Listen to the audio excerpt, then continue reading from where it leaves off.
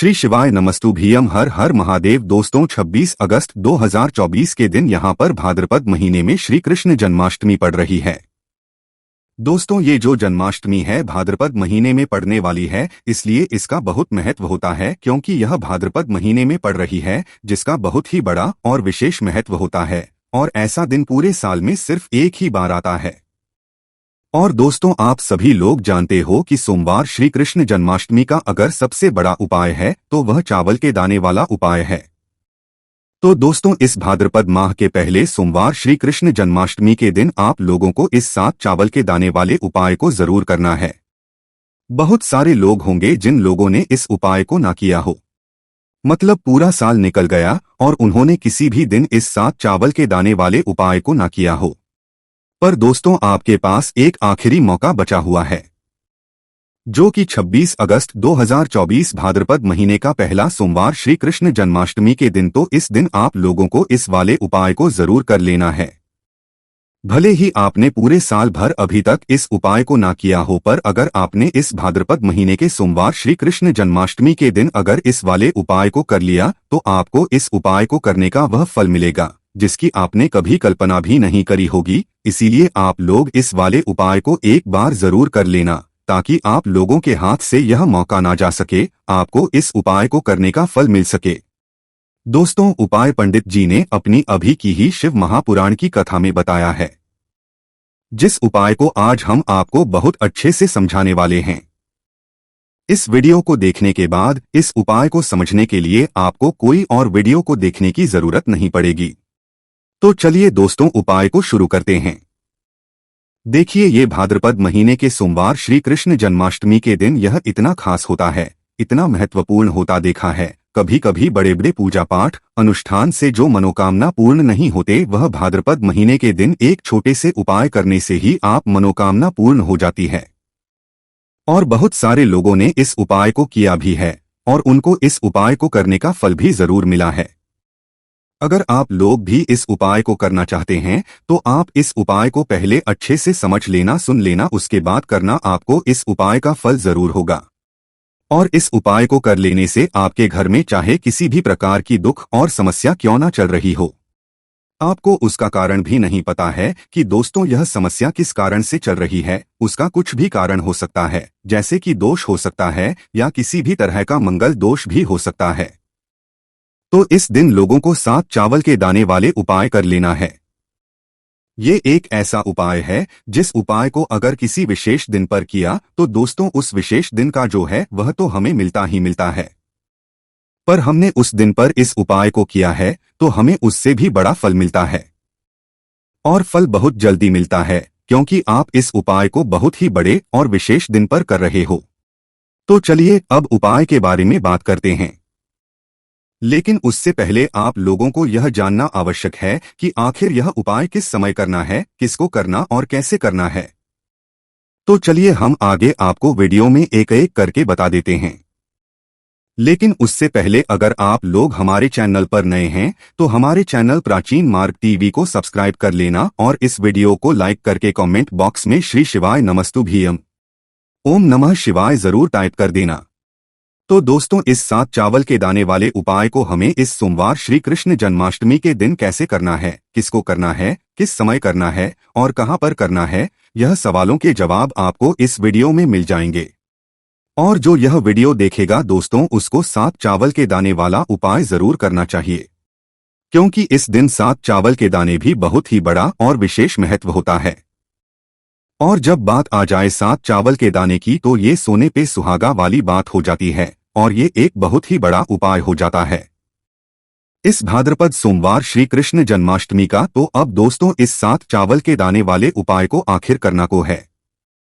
सबसे पहले हम लोग वह बात जान लेते हैं। तो देखो घर की जो बड़ी माताएं बहनें होती हैं, उन माताओं बहनों में से कोई भी एक बड़ी माता बहन इस वाले उपाय को कर होती है।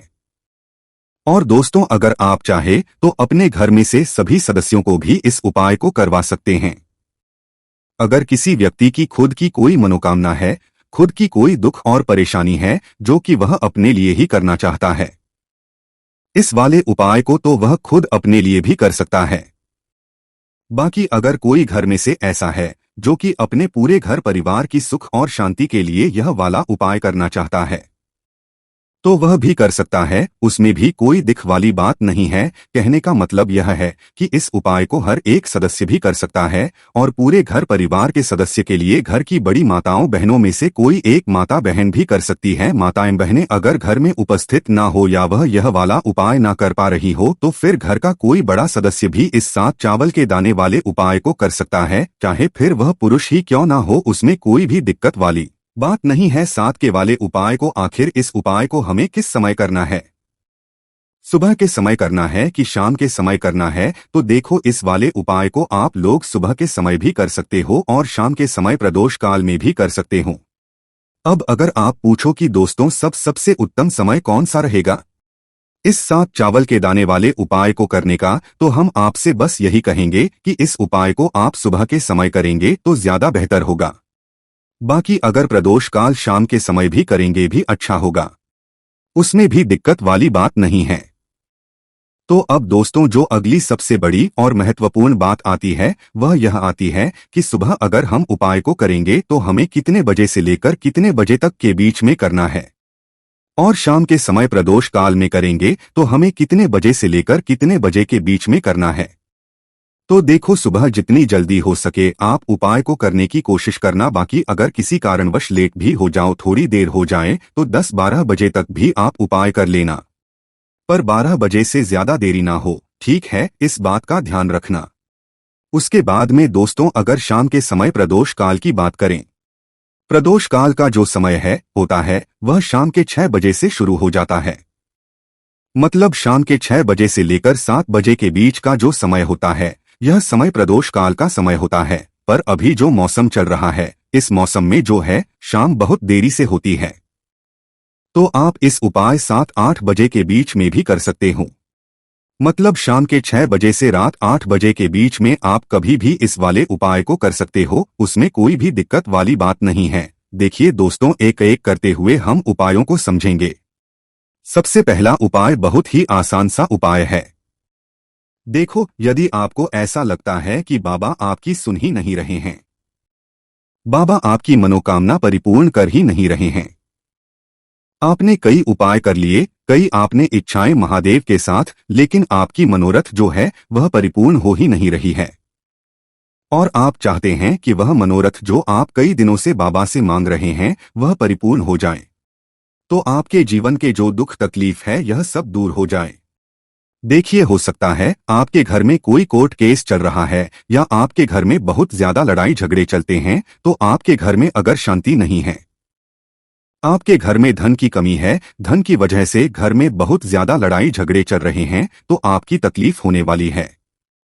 स्वयं नंदी जी वाला यह विशेष उपाय है। नंदी जी के कान में कुछ बोलना है, नंदी जी के कान में इस प्रकार से बोलना है और आपकी मनोकामना परिपूर्ण हो जाएगी। देखो, क्या क्या चीजें आपको लेनी है, पहले ये समझ लीजिए। आपको लेना होगा एक बेलपत्र, बेलपत्र तीनों पत्ती होनी चाहिए, कहीं से भी खंडित नहीं होना चाहिए, ठीक है? बेलपत्र के साथ में आपको लेना है पीला चंदन, मात्र एक बूंद छोटी सी टिकी आपको लगानी है। बेलपत्र में लिए थोड़ा सा ही पीला चंदन आपको लेना है और इस पीले चंदन के अंदर थोड़ा सा जल मिला देना है ताकि गीला हो जाएगा, पेस्ट के रूप में तैयार हो जाएगा। आ गई इतनी बात समझ में। अब आपको क्या करना है, आपको साथ में लेना है 7 चावल के दाने। महादेव आप आपका साथ देने वाले हैं। इन 7 चावल के दानों से अब आपको क्या करना है, भगवान शिव के मंदिर में आपको जाना है। नंदी जी है, नंदी जी के पास में, मतलब जो पैर उठा हुआ रहता ना नंदी जी का, उस साइड आपको, सीधे साइड आपको बैठना है। इस यहाँ पर जैसे ही बैठोगे यहाँ पर आपको बेलपत्र लेना है और बेलपत्र की जो ये बीच की जो डंडी है यहाँ पर आपको मात्र पीले चंदन की एक बिंदी लगा देनी है। पीले चंदन की बिंदी लगा दी। अब ये जो ऊपर वाली जो पत्ती है यहाँ पर एक एक करते हुए 7 चावल आपको रखना है, ठीक है? 7 चावल आपने ऊपर वाली पत्ती पर रख दिए, या देखो एक प्लेट ले जाना, तो प्लेट के ऊपर आप बेलपत्र रख फिर टीकी लगा देना, फिर उसके बाद आप ये 7 चावल के दाने रख देना, ठीक है? अब आपको क्या करना है, जहां पर आप नंदी जी के वहां पर बैठे हो तो नंदी जी के कान में आपको आपकी जो भी इच्छा है, जो आप चाहते हैं कि महादेव परिपूर्ण करें, और नंदी जी के कहने पर महादेव आपकी मनोकामना निश्चित तौर पर परिपूर्ण करेंगे। तो आपको क्या करना है, नंदी जी को कान में आपको बोल देना है, जो भी आपके तकलीफ है, जो भी आपके कष्ट है, वह सब दूर हो ऐसी आपको कामना करना है। और नंदी जी के कानों में आपको बोल देना है, जो भी आप चीज बोलेंगे वह नंदी जी भगवान शिव से विनय करके बोलेंगे। और नंदी जी की बात भगवान शिव नहीं टालते हैं, और इसीलिए आप जो भी इच्छा है, आपकी जो भी कामना है, वह आपको विशेष बोलना है। और उसके बाद आपको वहां से उठना है। ठीक है, नंदी जी को कान में मनोकामना बोल दी, फिर उठना, फिर उसके भगवान शिव के वहां पर जाना। और ये जो बेलपत्र है, ये बेलपत्र चिकना वाला साइड जो है, और भगवान शिव के शिवलिंग के ऊपर इसे अर्पित कर देना है। अर्पित कैसे करोगे, जो बेलपत्र का जो चिकना वाला साइड है वो नीचे की साइड हो जाना चाहिए। अब जैसे ही आप अर्पित करने जाओगे तो चावल के दाने तो गिर जाएंगे, यानी कि जैसे ही अर्पित करने जाओगे तो भगवान शिव के शिवलिंग के ऊपर चावल के दाने गिर जाएंगे। क्योंकि वो किसी से भी चिपके हुए नहीं है तो कोई तकलीफ नहीं है। वह जैसे आप अर्पित करोगे ना, भले के दाने भगवान शिव के शिवलिंग पर गिर जाएं, वह कोई तकलीफ नहीं है। बस आपको यह जो बेलपत्र है, यह आपको उल्टा अर्पित कर देना है। यानी कि जो पीला चंद है, भगवान शिव के शिवलिंग पर स्पर्श होना चाहिए, और इस प्रकार से आपको अर्पित कर देना है। डंडी का जो हिस्सा है जलाधारी की तरफ हो जाना चाहिए। बस इतना सा प्यारा सा उपाय एक बार करके देखिए, निश्चित तौर पर महादेव आपकी जो भी मनोरथ है, जो बाबा से कई दिनों से मांग रहे हैं, वह निश्चित तौर पर परिपूर्ण हो जाएगी। आ गई इतनी बात समझ में? देखिए, अब हम बात करते हैं दूसरे उपाय की।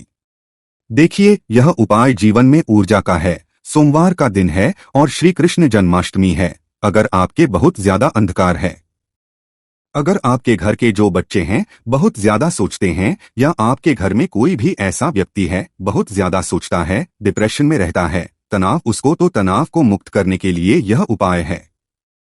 अगर उसके भाग्य में जीवन में तेज की प्राप्ति नहीं है, तेज यानी कि ऊर्जा नहीं है, उदासी रहती है, जीवन में आलस बहुत है, तो फिर उस व्यक्ति को यह उपाय करना चाहिए।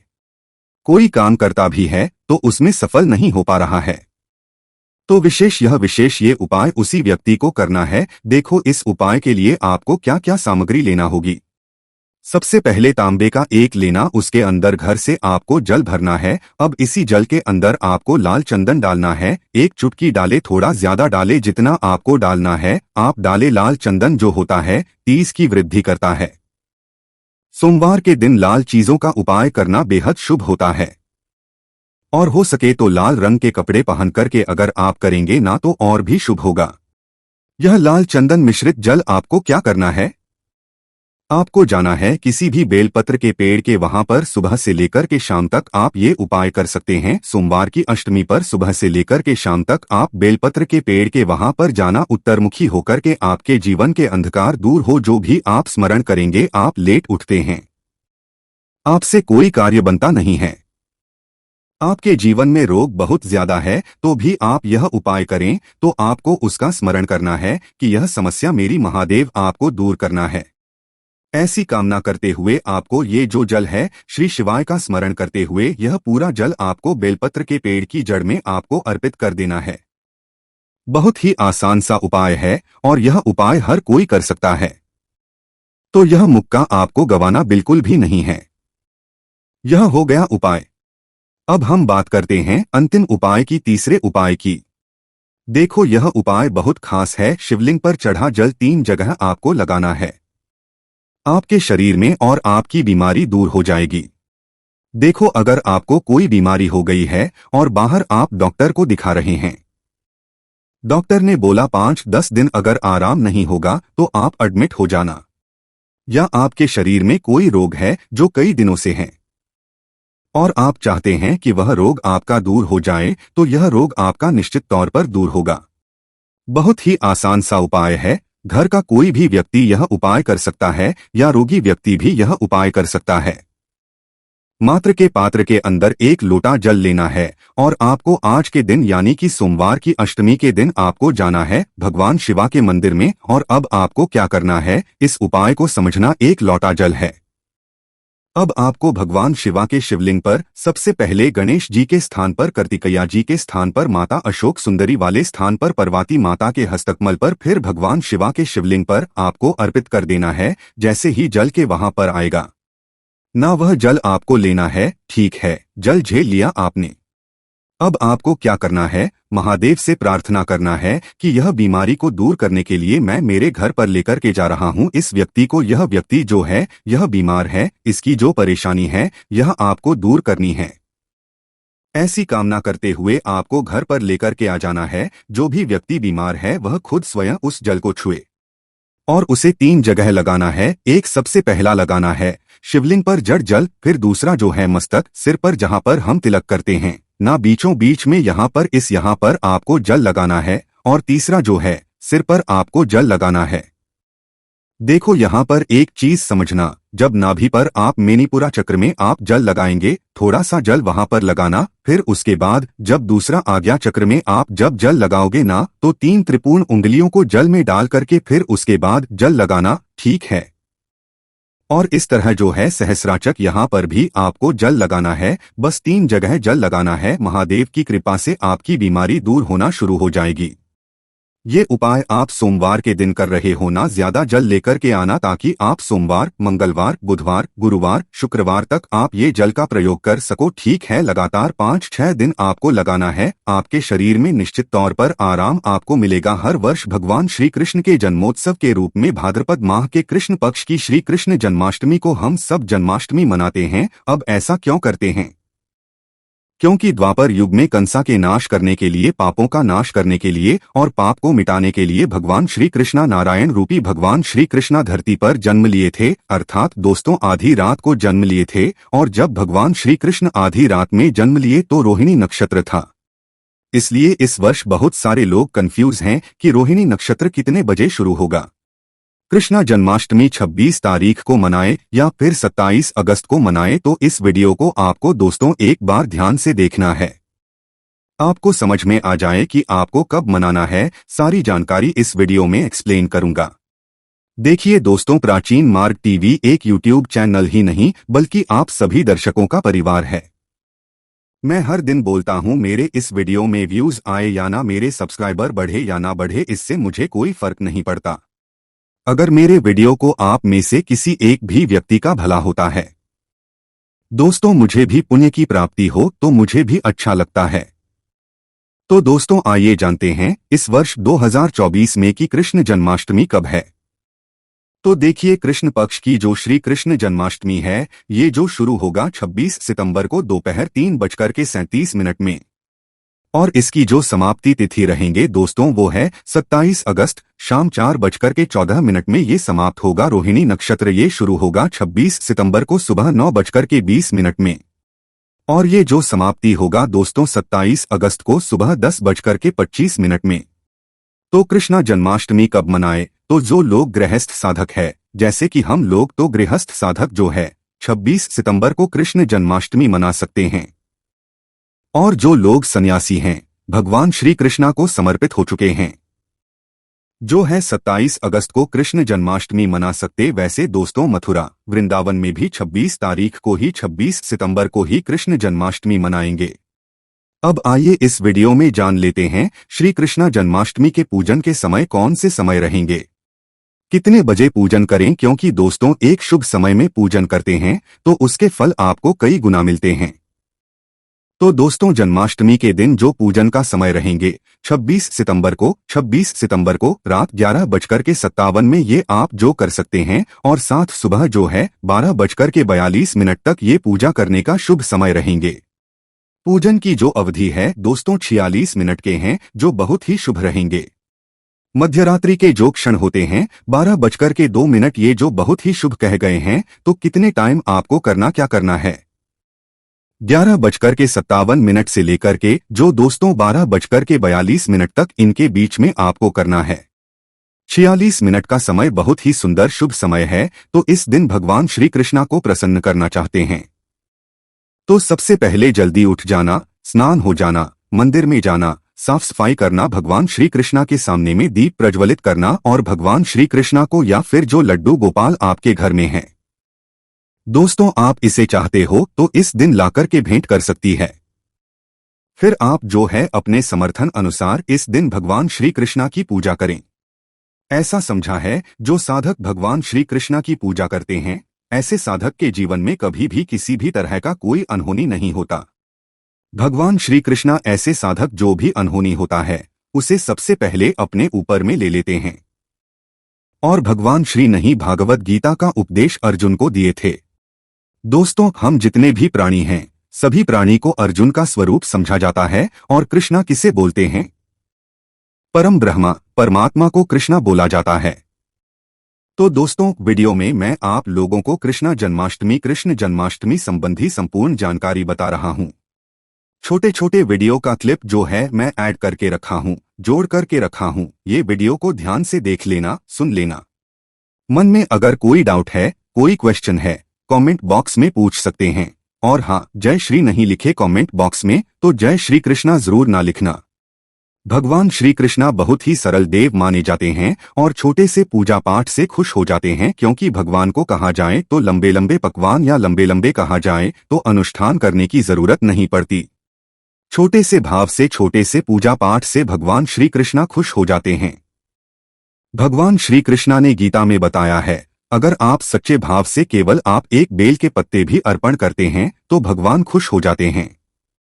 आज के वीडियो में मैं आप लोगों को बताने रहा हूं कृष्णा जन्माष्टमी के दिन ऐसे कौन से उपाय किया जाए भगवान श्री कृष्णा खुश और हमारे जो सर से कर्जे के बाहर उतार दें, या धन संबंधी परेशानी या जीवन में चल रही जो परेशानी है बाधा, इसे समाप्त कर दें।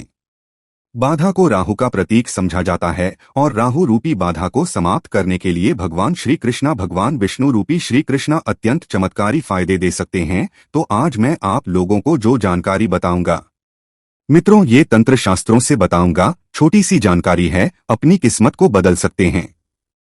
इन उपाय को करके बताने से पहले थोड़ी भी जानकारी पसंद आएगी तो वीडियो को लाइक, हमारे चैनल को जरूर सब्सक्राइब करना। जब आप हमारे चैनल को सब्सक्राइब करते हैं तो इस तरह की अच्छी अच्छी जानकारी आपको भी सीखने को मिलती है। पहला नंबर पे है, तुलसी की आपको परिक्रमा लगाना है और इसके नीचे जो भगवान शालिग्राम रहते हैं, जो कि मोटी स्वरूप में रहते हैं, पत्थर स्वरूप में रहता है, छोटा सा होता है। पत्थर जैसा सभी प्राय हिंदू दोस्तों के घर में होता है, तो उसके लिए कटोरी दही आपको कहा जाए तो जन्माष्टमी के दिन जरूर चढ़ाना है। इससे हर की इच्छा पूर्ण होते हैं, धन संबंधी परेशानी होते हैं, मनोरथ पूर्ण होते हैं। हमारे शास्त्रों में ऐसा भी बताया है कि कदम के वृक्ष की 7 बार परिक्रमा कर पीले धागे अगर अष्टमी के दिन बांध दिया जाए, यानी कि कृष्ण जन्माष्टमी की बांध दिया जाए, तो सब तरह के मनोरथ को पूर्ण करते हैं। यहीं पर कुछ ऐसे जानकारी मित्रों जो बताने जा रहा हूं, इंपॉर्टेंट है, किसी में लिख करके रख लें। इसके बाद मित्रों, हमारे तंत्र शास्त्रों में ऐसा बताया है कि गौ माताओं को केसर का अगर तिलक लगाया जाए कृष्ण जन्माष्टमी के दिन तो हमारे मनोरथ को पूर्ण है, सारी इच्छा को पूर्ण है, तथा मोदक और खिला दिया जाए। मंत्र जाप करते हुए केवल आपको क्रीम मंत्र का जाप करना है। क्रीम मंत्र जो है भगवान श्री कृष्णा को समर्पित है और 7 बार गौ माता का परिक्रमा करके आप जो है गौ माता को अगर मिश्री खिलाते हैं तो 7 तरह के धन हासिल होता है। मतलब समाप्त ना होने वाला धन, जो शुभ तिथि होते हैं, शुभ नक्षत्र होता है। इसमें जो कहा जाए तो उपाय का प्रभाव 100% काम करते। कोई भी जो उपाय होता है कभी भी विफल नहीं जाता, बस मन से आपको करना है। इसके बाद अगर कोई भी श्री कृष्ण की मूर्ति या मंदिर की 7 बार श्री कृष्ण जन्माष्टमी के दिन अगर परिक्रमा करते हैं, यह एक बांसुरी भगवान श्री कृष्ण जी को भेंट कर देते हैं, तो तुरंत ही उसी टाइम से उनकी इच्छा पूर्ण हो जाते हैं। चाहे धन संबंधी इच्छा हो, चाहे किसी भी तरह की इच्छा को लेकर के गए, केवल मंदिर के 7 बार परिक्रमा करना या भगवान की 7 बार परिक्रमा करना है और एक बांसुरी आपको भगवान श्री कृष्ण को समर्पित कर देना, सभी तरह के आपके मनोरथ को पूर्ण कर देंगे। मित्रों, श्री कृष्ण को मोर का पंख, अगर कोई भी व्यक्ति, ध्यान दीजिए, कृष्ण के दिन मोर के पंख, क्योंकि भगवान श्री कृष्ण अपने मुकुट में धारण करते हैं, तो भगवान श्री कृष्ण को मोर का पंख भेंट कर देते हैं, तो हर तरह की दबी हुई इच्छा को पूर्ण करते हैं। चाहे वो पैसों संबंधी इच्छा हो, चाहे किसी भी तरह की इच्छा मनोरथ हो, पूर्ण करते। इससे पहले आप सभी दर्शकों को आज के दिन बहुत ही खास है। आज के दिन जो छोटे से उपाय करेंगे, इस उपाय का पूर्ण रूप से आपको फल हासिल होगा। कृष्ण जन्माष्टमी के दिन से छोटे उपाय का भी प्रभावी हो जाता है। तो हमारे चैनल का एक ही मकसद है, हम सरल से सरल उपाय बताते हैं, जिन उपाय को अपना करके कोई भी व्यक्ति अपने निर्धनता समाप्त कर सकते हैं। कमेंट बॉक्स में जय श्री कृष्णा जरूर लिखना। मित्रों, जो उपाय बताऊंगा, इस 3 उपाय में से कोई भी एक उपाय आपको करना है, आपके पूरे ईंधन से भर जाएंगे। इससे पहले मैं हूं कि अगर आप चाहते हैं कि इस तरह के प्राचीन मार्ग टीवी के अच्छे से जानकारी आपको भी सीखने को मिले, तो हमारे चैनल को सब्सक्राइब कर हमारे साथ जरूर जुड़े। पहला उपाय कुछ इस तरह से, पहला कदम के वृक्ष पर ध्यान दीजिए। वैसे हर गांव में कदम के वृक्ष मिल जाते हैं, तो कदम के वृक्ष पर आज के दिन मटके से भरा हुआ दही बांधना चाहिए। छोटे से मटके से भरा हुआ दही बांधे, इससे सभी तरह के मनोकामना पूर्ण होते हैं। कदम के वृक्ष भगवान श्री कृष्णा का आशीर्वाद है, क्योंकि भगवान श्री कृष्ण इस पर बैठकर बांसुरी बजाया करते थे, मधुर बांसुरी बजाया करते थे। तो कोई भी व्यक्ति मनोकामना पूर्ति करने के लिए कदम के वृक्ष पर आज के दिन अगर मटके से भरा हुआ दही बांधते हैं, तो सभी तरह के मनोरथ को पूर्ण करते हैं। मनोरथ करने के लिए पहला उपाय जरूर करें। दूसरा उपाय बताने जा रहा हूं, किसी पेन कॉपी में नोट करके रखें, तो कदम के वृक्ष पर मोर पंख बांधने से। जी हाँ मित्रों, भगवान श्री कृष्णा का स्वरूप मानकर कि इस पेड़ को मोर पंख बांधने से, इस उपाय से मां लक्ष्मी यानी कि रथा तुरंत प्रसन्न होती। साधक की सभी इच्छा पूर्ण है। जैसे कि आपको धन की जरूरत है, तो साधक को धन भी प्रदान करते हैं। दूसरा उपाय है। अब तीसरा उपाय बताने जा रहा हूं, तो आज के दिन कदम के जो फूल होता है, हो सके तो लाने का प्रयास करें। नामिल कदम के साफ पत्ते ले आए और इसे धो लें। गंगाजल से एक बार धो लेना, फिर इसमें बंधन से लिखना है। क्रीम जो बीज मंत्र है, भगवान श्री कृष्णा जी को समर्पित है, तो आपको बंधन से इस पर क्रीम लिखना है और इस पत्ते को अपने धन पेटी में रख लेना। सारा घर अन्नधन से साल भर भरे रहेंगे। तो हम आज 3 उपाय बताए हैं। तीनों उपाय में से जो भी उपाय आपको स्वीटेबल लगे, उपाय जरूर करें। आपकी किस्मत के सभी दरवाजे खुल जाएंगे, आपके भाग्य उदय हो जाएंगे। धनिया का बहुत ही ज्यादा महत्व होता है। धनतेरस तिथि के दिन कोई भी व्यक्ति अपने घर में धनिया खरीद करके लाते हैं और उस धनिया का छिड़काव पूरे घर में करते हैं। ये उस धनिया पूरे घर में छिड़कने के बाद उसे मिट्टी में डालकर के बो देते हैं। जैसे जैसे उस धनिया को खाना शुरू करते हैं, तो व्यक्ति की अध्यात्म उन्नति होना शुरू हो जाते हैं। व्यक्ति घर में धन दौलत तेजी से आना शुरू हो जाते हैं। ठीक उसी तरह श्री कृष्ण जन्माष्टमी के दिन भी कुछ ऐसे वस्तु हैं जिसे घर में लाकर के रखा जाता है, घर में लाकर के खाए जाते हैं, घर में लाकर के भगवान श्री कृष्ण को चढ़ाए जाते हैं। तो आज मैं आप लोगों को 5 ऐसे वस्तु के बारे में बताऊंगा जिससे श्री कृष्ण जन्माष्टमी के दिन कोई भी व्यक्ति ध्यान से श्री कृष्ण जन्माष्टमी के दिन कोई भी व्यक्ति इसे लाकर के श्री कृष्ण को समर्पित करते हैं, तो ऐसे व्यक्ति के साथ जन्मा की दरिद्रता, ऐसे व्यक्ति की कैसा भी परेशानी, चलो बुरा समय चलो सारे को सारे परेशानी को भगवान श्री कृष्ण स्वयं भर लेते हैं। आप भी अगर भगवान श्री कृष्णा को मानते हैं, भगवान श्री कृष्णा के प्रति आपकी आस्था है, तो कमेंट बॉक्स में जय श्री कृष्णा सदा सहाय जरूर लिखना। और हाँ, वीडियो में आगे बढ़ने से पहले अभी तक आपने हमारे वीडियो को लाइक नहीं किया है तो लाइक कर देना और इसको फायदे के लिए पूरा ध्यान से देखना, ध्यान से सुनना कि जो जानकारी बताऊंगा, जानकारी समझ में नहीं आते, बाद में चलकर के आपको समझ में नहीं आएंगे, तो इस जानकारी को किसी पेंसिल में लिख लेना। बाद में चलकर के यह जानकारी आपको आगे काम आएंगे। तो श्री कृष्ण जन्माष्टमी के दिन कौन सी ऐसी चीज है जिसे हमें घर में लाकर के रखना चाहिए, जिससे भगवान श्री कृष्ण की कृपा हासिल हो। भगवान श्री कृष्ण को संसार के धन का धनपति कहा जाता है। मित्रों, जो धन देने का अधिकार केवल लक्ष्मी माता को है, परंतु किसके भाग्य में किसे कितना धन देना है, ये अधिकार भगवान श्री विष्णु जी को है और विष्णु जी ही भगवान श्री कृष्ण के स्वरूप है। भगवान श्री कृष्ण आज भी अवस्था में आपने देखा होगा, प्यूरी में भगवान श्री कृष्णा के हृदय रखे गए हैं। जो जगन्नाथ पुरी है उसमें भगवान श्री कृष्णा के हृदय रखे गए हैं। भगवान श्री कृष्णा आज भी जागृत अवस्था में है, जागृत रूप में है। और आपने देखा होगा वृंदावन में जो नंदन वन है, भगवान श्री कृष्ण आज भी रास रचाते हैं। तो इस वीडियो को ध्यान से देखिए। जन्माष्टमी के दिन ये चीज आप जो अपने घर में जरूर लाइए। बिल्कुल ही आपके घर भी धन दौलत से परिपूर्ण बनेंगे। आपके जीवन में चली परेशानी को इस चीज को लाने के बाद समाप्त हो जाएंगे। इस चीज का अपना महत्व है। इस चीज को लाने से पहले सर्वप्रथम आपको अपने घर को सादे साफ पानी से धो लेना है। फिर आपको अपने घर को एक बार गंगाजल से पूरी तरीके से छींटे मार देना है। अपने घर को पवित्र करना है। फिर इस वस्तु को आपको ला करके भगवान श्री कृष्णा को समर्पित करना है। तो आपको लाना क्या है? पहला वस्तु है मित्रों, वो है शहद। जी हाँ, जो शहद है ये भगवान श्री कृष्णा को अत्यंत प्रिय है। ध्यान से सुनिए, भगवान श्री कृष्णा को अत्यंत प्रिय है शहद। तो शहद जो है देवी देवताओं को भोग में लगाते हैं।